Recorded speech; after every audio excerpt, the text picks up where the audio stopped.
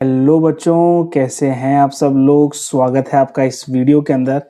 बच्चों, आज इस वीडियो के अंदर हम बहुत सारी चीज़ें सीखने वाले हैं, समझने वाले हैं हमारे अकाउंटिंग रेशियोज वाले चैप्टर के अंदर से। बच्चों, ये वीडियो हमारी लास्ट वीडियो होगी अकाउंटिंग रेशियोज वाले चैप्टर से, ठीक है।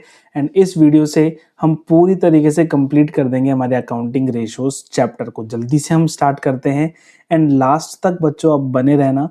एंड लास्ट के अंदर हम सारे वेरिएशन ऑफ क्वेश्चंस को एक बार लिस्ट कर लेंगे एंड देख लेंगे कि आपको जब रिवाइज करना है तब कैसे कैसे आपको रिवाइज करना है एंड इस चैप्टर को पढ़ते समय आपको क्या अप्रोच फॉलो करनी है। तो बच्चों, बिना किसी देरी के जल्दी से हम इन क्वेश्चंस को सॉल्व करना स्टार्ट करते हैं। बच्चों देखो, 74th क्वेश्चन को करते हैं। The total debtors of x limited were 9 lakh. It had created a provision of 10% as bad and doubtful debts. What amount of debtors will be used as closing trade receivable turnover ratio? बच्चों, जब हम पहले भी turnover ratios निकाल रहे थे तो जो भी इन्वेंट्री, डेटर्स, पेबल्स हमको गिवन थे, हम उसको बिल्कुल एज इट इज ले रहे थे, ठीक है ना। हम कुछ भी उसमें से रिड्यूस नहीं कर रहे थे, ठीक है ना। क्यों रिड्यूस नहीं कर रहे थे? क्योंकि आपके बीएससी के द्वारा जो अकाउंटिंग प्रिंसिपल्स फॉलो किए जाते हैं, ठीक है ना, उसमें हम जो डेटर्स है ना वो ग्रॉस ही लेते हैं, ठीक है ना। हम ग्रॉस डेटर्स ही लेते हैं, कोई भी प्रोविजन फॉर डाउटफुल डेट्स हम रिड्यूस नहीं करते हैं, ठीक है बच्चों। वो प्रोविजन है, ठीक है। कभी डाउटफुल डेट्स हुए तो हम वो बाद में इस्तेमाल करेंगे, ठीक है। अभी तो हमारे डेटर्स फुल में है, ठीक है ना, तो हम उसको फुल वैल्यू में ही लेंगे, कोई भी रिडक्शन शो नहीं करेंगे, ठीक है बच्चों। इतना प्रिंसिपल आपको याद होना चाहिए। कभी भी आपको डाउटफुल डेट दे रखा हो, कोई सा भी प्रोविजन दे रखा हो जिससे आपका जो इन्वेंट्री है या फिर आपके जो डेटर्स हैं वो कम हो रहे हो, तो आपको उनको कंसिडर नहीं करना है, ठीक है बच्चों। जल्दी से हम चलते हैं आगे हमारे क्वेश्चन नंबर 75 के ऊपर। Calculate total asset to debt ratio. बच्चों, अब जल्दी से फॉर्मूला लिख के बताओ कि total asset to debt ratio का फॉर्मूला क्या है। बच्चों बहुत ही आसान, टोटल एसेट अपॉन डेट। यहाँ पे क्या है, सारे हमारे assets, current assets plus non current assets, and debt यानी कि हमारे यहाँ पे लॉन्ग टर्म डेट, ठीक है बच्चों। डेट का वर्ड कहीं पर भी आ जाए ना तो हमेशा उसको लॉन्ग टर्म डेट ही हम कंसिडर करेंगे। जल्दी से देख लेते हैं। करंट एसेट्स हमारे पास है 11 लाख रुपीज के, वर्किंग कैपिटल है 6.5 lakh, share holder fund 7.5, total date okay. देखो बच्चों, यहाँ से आपको पढ़ते ही पता चल गया होगा कि जो टोटल एसेट्स हैं वो आपके टोटल लाइबिलिटी प्लस आपके कैपिटल के बराबर होते हैं, ठीक है ना। तो देखो, इस दोनों चीजों से अगर हम इन दोनों चीजों को प्लस कर लें, 19,50,000 प्लस 7,50,000, तो बच्चों जो हमारे पास अमाउंट आ जाता है वो आ जाता है 27 लाख। अब 27 लाख तो हमारा टोटल एसेट आ गया। अब उसको डिवाइड कर लो। डिवाइड करना है टोटल डेट से, डिवाइड करना है हमको लॉन्ग टर्म डेट से। लेकिन बच्चों यहाँ पे तो हमको टोटल डेट गिवन है, उसका आप क्या करेंगे? उसके लिए बच्चों कुछ करने की जरूरत नहीं है। हम टोटल डेट में से करंट लाइबिलिटी माइनस कर देंगे।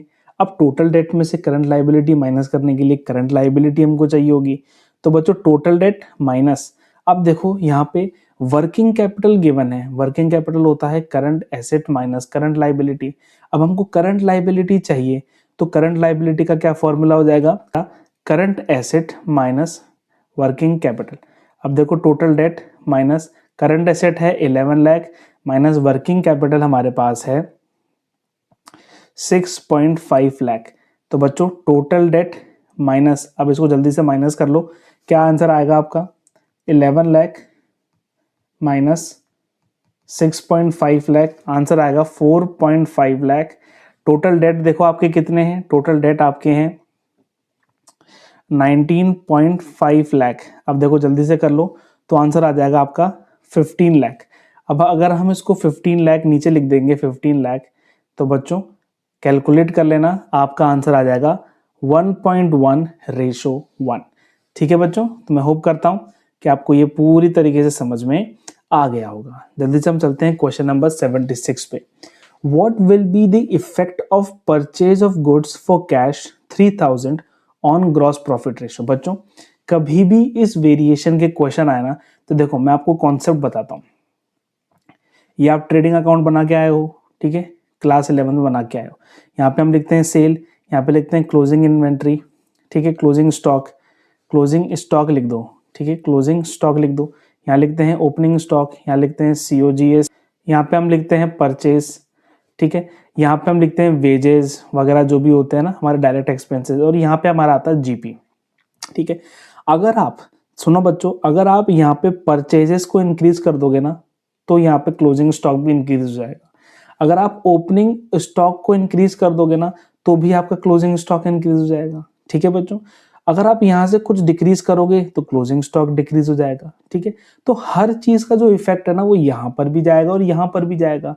इससे क्या होगा, जो आपका ग्रॉस प्रॉफिट है ना वो अनचेंज्ड हो रहेगा, ठीक है, उस पर कोई भी चेंज नहीं रहेगा, ठीक है ना।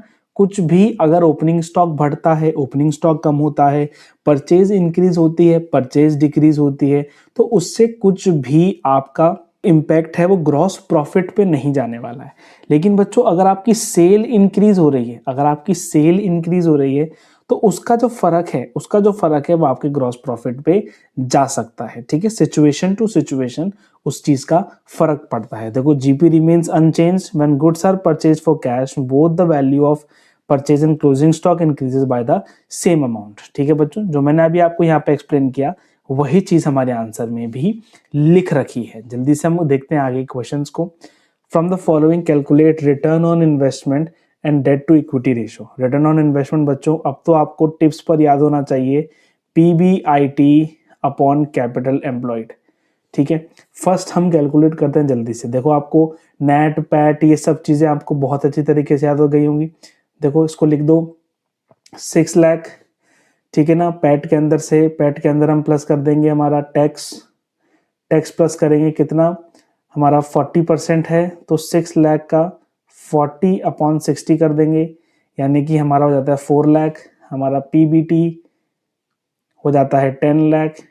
10 लाख में हम प्लस कर देंगे हमारा इंटरेस्ट हमारा हो जाता है 6%, यानी कि 60,000 मिला के 10 लाख 60,000 हमारा यहाँ पे काम हो जाता है, ठीक है बच्चों। ये हो जाता है PBIT and PBIT upon capital employed हमको गिवन है 20 लाख हमको गिवन है। तो आप आराम से आपका जो रेशो है वो निकाल सकते हो। यहाँ पे गिवन है 53/100, अगर आप कर लोगे तो आराम से आंसर आ जाएगा। जल्दी से हम देख लेते हैं हमारा डेट टू इक्विटी। देखो बच्चों डेट टू इक्विटी निकालने का तो फॉर्मूला और इजी है, ठीक है। डेट हमारा कितना है 10 लाख, एंड हमारी इक्विटी कैसे पता चलेगी बच्चों, कैपिटल एम्प्लॉयड में से अगर आप टोटल डेट हटा दोगे, टोटल डेट भी छोड़ो, अगर आप सिर्फ लॉन्ग टर्म डेट हटा दोगे, क्योंकि कैपिटल एम्प्लॉयड में हम लॉन्ग टर्म डेट ही लेते हैं, ठीक है ना, LTD लॉन्ग टर्म डेट ही लेते हैं, तो कैपिटल एम्प्लॉयड तो हो गई 20 लाख की, एंड ये हो गया 10 लाख का, तो ये हो जाएगा 10 लाख, ठीक है। तो इक्विटी भी 10 लाख हो जाएगा। तो देखो यहाँ पे वही फॉर्मूला यहाँ पे गिवन है, आप यहाँ से भी रेफर कर सकते हैं बच्चों, ठीक है।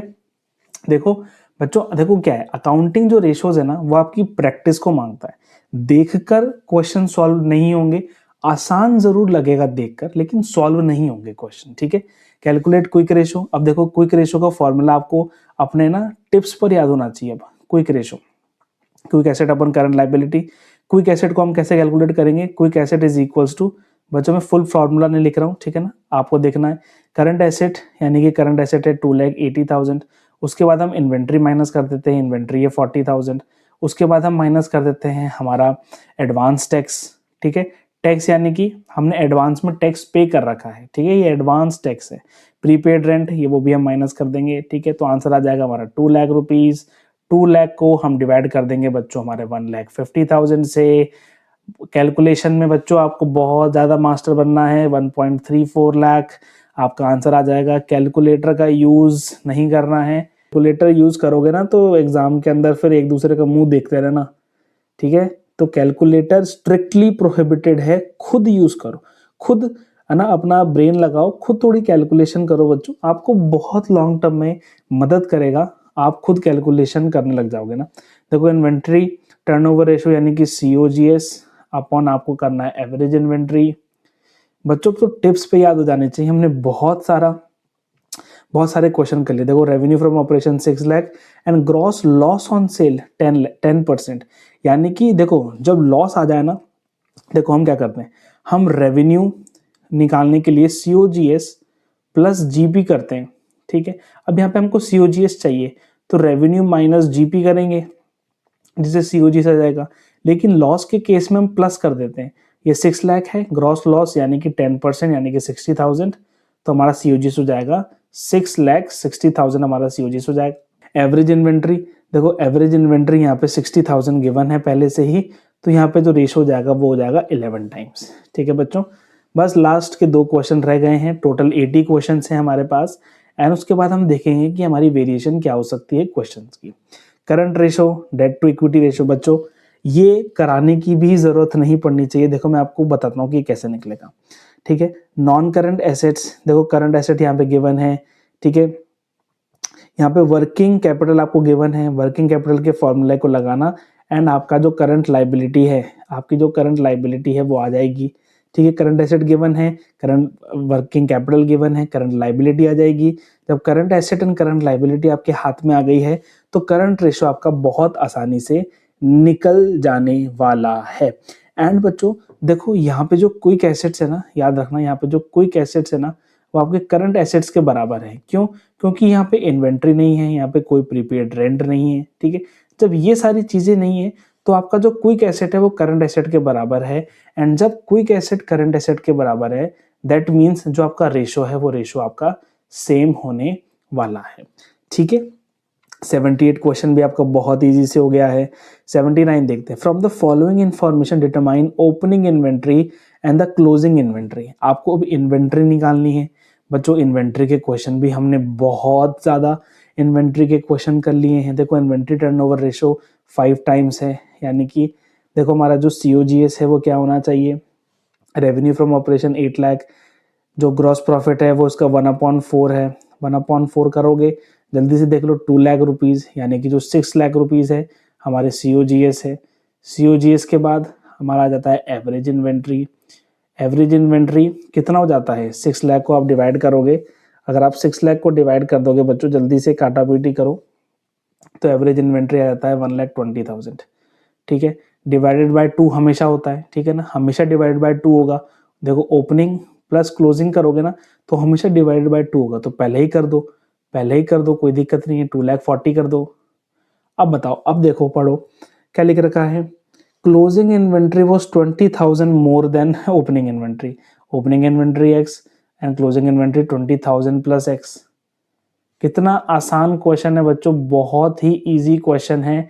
एक्स की वैल्यू आपकी आ जाएगी 20,000 माइनस चला जाएगा यहाँ पे 2,20,000, 2,20,000 डिवाइड बाय 2 1,10,000 ओपनिंग इन्वेंट्री हो जाएगी, एंड जो ये तो हो जाएगी ओपनिंग, एंड जो क्लोजिंग हो जाएगी वो आपकी हो जाएगी 1,30,000, ठीक है बच्चों।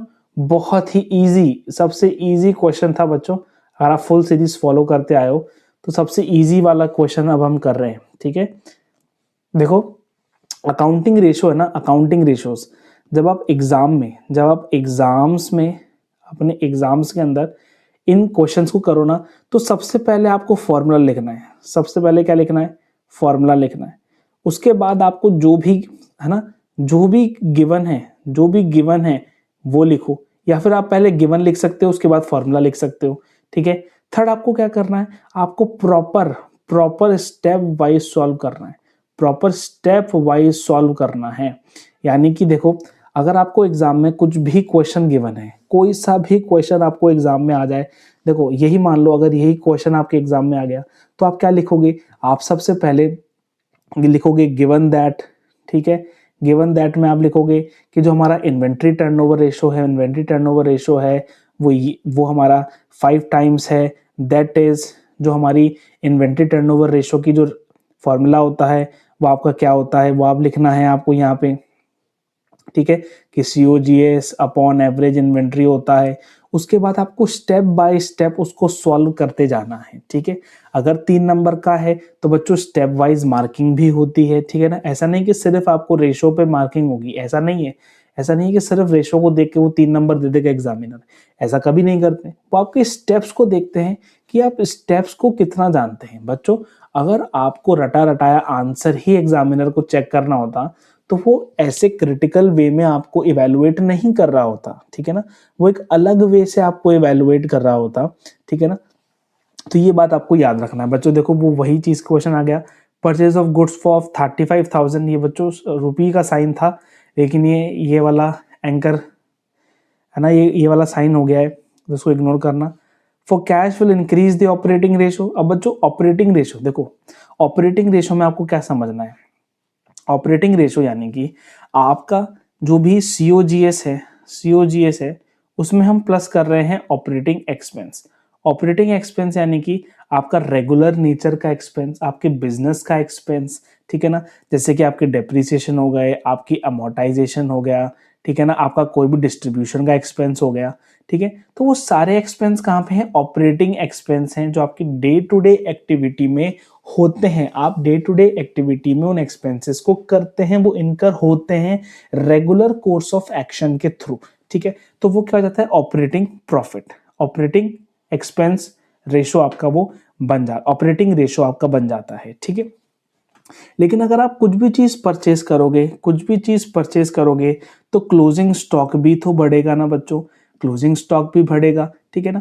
तो जो है वो बिल्कुल सेम रहेगा, ठीक है। आंसर भी आप बिल्कुल देख सकते हो बच्चों। इस वीडियो के बाद हम financial statement of a company को वन शॉट के अंदर पूरे के पूरे एमसीक्यूज, आपके 5 to 10 ईयर्स के एमसीक्यूज को कवर कर लेने वाले हैं बच्चों। एक चीज मुझे आपके साथ डिस्कस करनी है, बहुत ही इंपॉर्टेंट है, ठीक है, बहुत ही इंपॉर्टेंट है, बहुत ही आपके लिए इंपॉर्टेंट है। अब बहुत ध्यान लगा के बात को सुनना। देखो बच्चों, इस चैप्टर के अंदर डर बहुत लगता है बच्चों को, क्योंकि इसके अंदर वेरिएशन बहुत है, ठीक है। इसके अंदर क्या है, वेरिएशन बहुत है। लेकिन बच्चों मैं आपके सामने कुछ वेरिएशन को रखना चाहता हूँ, वो आप जरूर करके जाना, ठीक है ना। सबसे पहले देखो हमारे जो रेशोज आते हैं ना हमारे सामने, वो आते हैं हमारे पास लिक्विडिटी रेशो। कौन से ratio, liquidity ratio. Liquidity ratio में बच्चों आपको क्विक रेशो के ऊपर बहुत ज्यादा वर्क करके जाना है, ठीक है। क्विक रेशो में क्या चीज इंक्लूड है, क्या चीज इंक्लूड नहीं है, ठीक है ना। इंक्रीज डिक्रीज वाले क्वेश्चन सबसे ज्यादा क्विक रेशो या करंट रेशो या फिर डेट टू इक्विटी रेशो से ही पूछे जाते हैं, ठीक है ना। बहुत रेयर केस होता है कि वो दूसरे रेशो देगा, ठीक है। तो लिक्विडिटी रेशो में सबसे पहले आपको यही करके जाना है। फॉर्मूला तो कंपलसरी है, ठीक है ना, फॉर्मूला तो सबके लिए आपको कंपलसरी है, फॉर्मूला तो करना ही करना है। फॉर्मूला को तो मतलब ऐसा तो करना ही नहीं है कि फॉर्मूला भूल जाओ, नहीं, फॉर्मूला तो याद ही रखना है। समझो बच्चों, है ना, फॉर्मूले को समझो, है ना, उसको रटो मत, उसको समझो कि हम क्यों फॉर्मूला लगा रहे हैं, ठीक है। तो करंट रेशो क्विक रेशो के अंदर भूल कर भी भूलना नहीं है, ठीक है ना। मैं आपको एक वीडियो ले लूंगा जिसके अंदर मैं आपको कंप्लीट बैलेंस शीट से कैसे फॉर्मूला निकालते हैं वो मैं आपको उसके अंदर सिखा दूंगा, ठीक है बच्चों। और देखो अब हमारे पास और कौन से रह जाते हैं, हमारे पास रह जाता है सॉल्वेंसी रेशोज। अब सॉल्वेंसी रेशोज में सबसे ज्यादा आपको दिमाग लगाना है, सबसे ज्यादा आपका जो फोकस होना चाहिए वो आपका होना चाहिए to equity ratio, debt to equity ratio, ठीक है। आपका इंटरेस्ट कवरेज रेशो, ठीक है। आपका प्रोप्राइटरी रेशो, बच्चों इस पे आपका मेजर फोकस होना चाहिए। क्यों, क्योंकि यहाँ पे पैट की कैलकुलेशन हो जाती है, एंड हमेशा एग्जाम्स में देखा गया है कि वो प्रॉफिट आफ्टर टैक्स के बारे में पूछता है, ठीक है। फिर आ जाते हैं आपके एक्टिविटी रेशोज में बच्चों आपके याद रखना कि सीओजीएस कैसे निकालना, ठीक है ना, ओपनिंग इन्वेंट्री क्लोजिंग इन्वेंट्री कैसे निकालना है, ठीक है। यहाँ पे सेल्स, ठीक है ना, कैश सेल्स का क्या फॉर्मूला होगा, ठीक है ना। जो भी आपको गिवन है, जो जैसे होता है ना कि ग्रॉस प्रॉफिट कॉस्ट का कितने परसेंट है तो सेल का कितने परसेंट है, यहीं पर क्वेश्चन घुमा देता है, यहीं पर बच्चे भूल जाते हैं, ठीक है ना, और कुछ और कहीं पर नहीं भूलता, ठीक है ना। यहाँ पे एक्टिविटी रेशोज की थ्योरी भी पढ़ना, थ्योरी भी कंपलसरी है बच्चों, थ्योरी भी पढ़कर आपको चलनी है। मिस नहीं करना है कुछ भी चीज़, कहीं से भी एग्जामिनर पूछ सकता है, एक्सटर्नल भी पूछ सकता है। अगर आपके वाइवा हुए होंगे तो आपको पता होगा, वैसे तो एग्जामिनर जो एक्सटर्नल होते हैं ना, वो बहुत सारे फुद्दू सवाल भी पूछते हैं, लेकिन फुद्दू वाले सवालों पे हमको ध्यान नहीं लगाना, ठीक है ना। आपको मेन मेन क्वेश्चंस पर ध्यान लगाना है।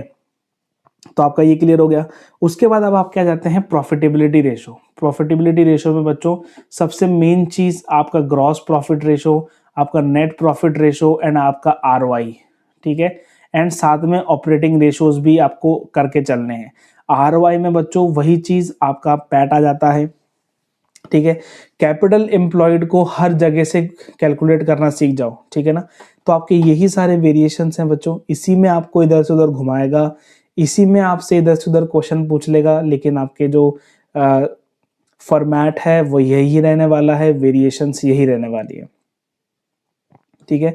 बच्चों आपको कोई भी हेल्प की ज़रूरत है तो आप ज़रूर मुझसे कांटेक्ट करें। कुछ भी आपको नीड है, कोई भी मटेरियल चाहिए, ठीक है, कोई भी क्वेश्चन आपको समझ में नहीं आ रहा है, ठीक है, कोई भी आपके डाउट्स हैं, जल्दी से आप भी आपके डाउट्स हैं तो आप आराम से उनको मुझको कमेंट कर सकते हैं। बच्चों मिलते हैं हम नेक्स्ट वीडियो के अंदर।